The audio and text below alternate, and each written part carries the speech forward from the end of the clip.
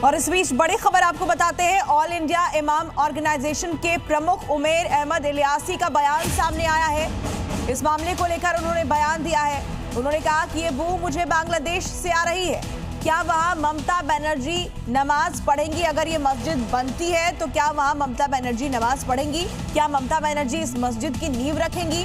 ये सवाल उन्होंने पूछा है। उमैर अहमद इलियासी की तरफ से ये बयान सामने आया। मुझे लगता है कि ये धर्म के नाम पर, मस्जिद के नाम पर जो राजनीति कर रहे हैं, उन्हें धर्म पर या मस्जिद पर राजनीति नहीं करनी चाहिए। लेकिन अगर वो किसी तरह की कोई मस्जिद की बुनियाद बाबरी मस्जिद के नाम से करना चाहते हैं तो मुझे लग रहा है कि देश के माहौल को दोबारा ख़राब करने की कहीं ना कहीं कोई साजिश है। ये जांच का विषय है। चूँकि बांग्लादेश बिल्कुल बगल में है, कहीं ना कहीं मुझे ये बू बांग्लादेश से आ रही है, तो ये जांच का विषय है और उस पर जांच ज़रूर होनी चाहिए। जहाँ तक टीएमसी की बात है, वो टीएमसी के एमएलए हैं और ममता बनर्जी चीफ मिनिस्टर हैं, तो ममता बनर्जी को उस पर संज्ञान लेना चाहिए। और फिर भी वो उसकी संग बुनियाद रखना चाहते हैं तो क्या ममता बनर्जी उस मस्जिद में नमाज पढ़ेंगी? क्या उस मस्जिद की संग बुनियाद ममता बनर्जी रखेंगी? तो देखिए, पश्चिम बंगाल में बाबरी मस्जिद बनाने की जो मांग उठी है उस पर कैसे भाईजान ही आपस में बट गए हैं, ये पूरी खबर आपको ग्राफिक्स के जरिए समझाते हैं। देखिए, सबसे पहले इसे समझिए, 6 दिसंबर को बाबरी का शिलान्यास होगा, ये कहा टीएमसी के विधायक हुमायूं कबीर ने, जहां से ये पूरा विवाद उठ खड़ा हुआ है। वहीं बाबरी के पूर्व पक्षकार इकबाल अंसारी ने कहा कि मस्जिद के नाम पर राजनीति क्यों की जा रही है। यहाँ पर हुमायूं कबीर कहते हैं कि 3 साल में मस्जिद का निर्माण पूरा कर लिया जाएगा। तो वहीं इकबाल अंसारी ने पूछा है कि यह चर्चा देश के लिए दुर्भाग्यपूर्ण है। उनकी तरफ से बयान सामने आया। साजिद रशीदी इस्लामिक स्कॉलर है, कहते हैं बाबर के नाम से इतनी चिढ़ क्यों है अगर इस नाम पर मस्जिद बन रही है तो। इमरान मसूद है सांसद कांग्रेस के, कहते हैं मस्जिद बनाओ लेकिन राजनीति इसके साथ क्यों की जा रही है। साजिद रशीदी ने भी कहा बाबर नाम के लोगों का नाम भी बदल दिया जाए। तो उधर इमरान मसूद ने कहा कि बाबर के नाम पर ही आखिर आपको मस्जिद क्यों बनानी है। तो भाईजान वर्सेस भाईजान ही देखने को मिल रहा है इस पूरे मामले को लेकर। जो पश्चिम बंगाल में बाबरी मस्जिद बनाने की मांग उठी है उसे लेकर आपस में ही बढ़ते दिख रहे हैं भाईजान।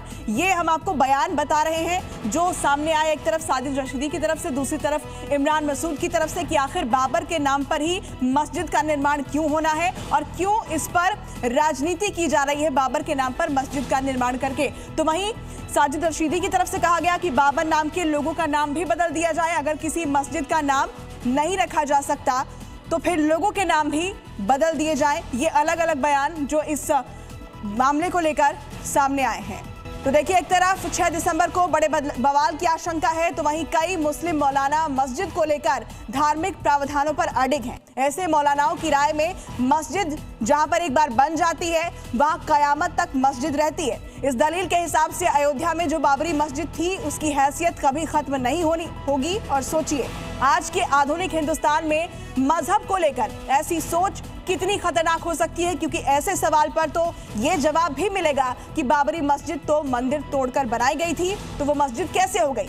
कहने का मतलब यह है कि ऐसी सोच और बयानों से विवाद तो कभी थमेगा ही नहीं। टीएमसी के सांसद बाबरी को लेकर ऐसी ही चिंगारी भड़का रहे हैं।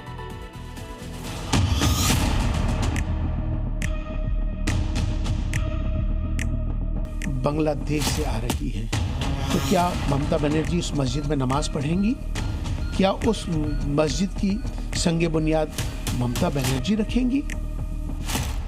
जैसा कि हमने पहले बताया, बाबरी पर मचे बवाल के बीच ममता बनर्जी चाहे जितने चुप हो, हर बयान में उनका जिक्र पहले हो रहा हो। वो चाहे संत समाज का विरोध हो या फिर उमर अहमद इलियासी जैसे मुस्लिम प्रतिनिधियों के सवाल हो। सवाल वही कि मुर्शिदाबाद में 6 दिसंबर को बाबरी मस्जिद के शिलान्यास को ममता बनर्जी का फुल सपोर्ट है।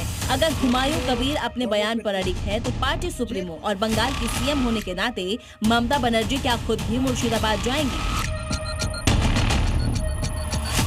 इस सवाल पर ममता बनर्जी जितनी खामोश है, उनके पीछे मुस्लिम मौलाना उतने ही मुखर होकर खड़े दिखाई दे रहे हैं, जैसे कि अरशद मदनी। अरशद मदनी का मुसलमानों को लेकर राग ही अलग है। वो जमीयत उलेमा हिंद जैसे मुस्लिम संगठन के मुखिया हैं। हर मसले पर अपनी राय रखते हैं, लेकिन हर बार एक नया विवाद छेड़ जाते हैं। मदनी जैसे लोग ये क्यों नहीं बताते कि साल 2019 में जब सुप्रीम कोर्ट ने बाबरी राम मंदिर विवाद पर अपना अंतिम फैसला सुनाया था, तब बाबरी मस्जिद के लिए धन्नीपुर गांव में 5 एकड़ की जमीन अलॉट की थी।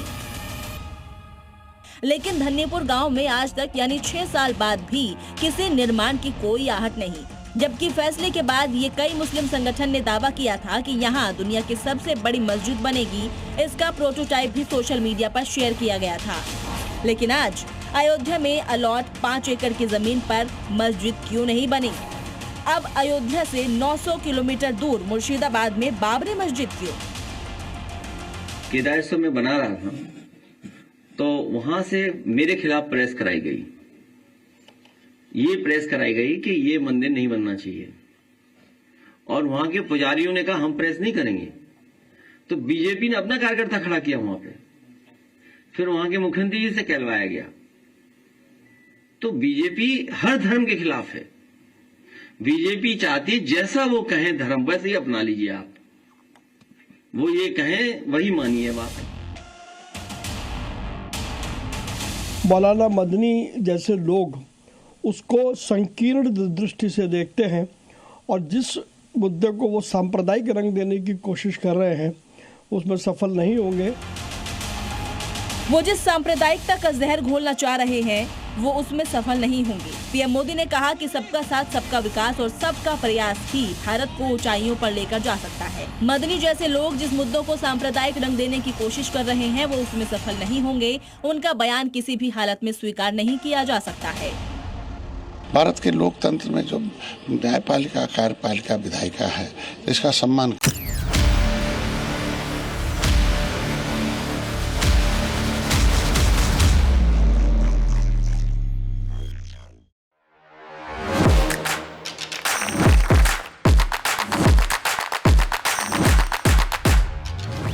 Please welcome Dr. Subhash Chandra. And habit can be micro, macro. 66 times if you repeat the same thing, it becomes your habit.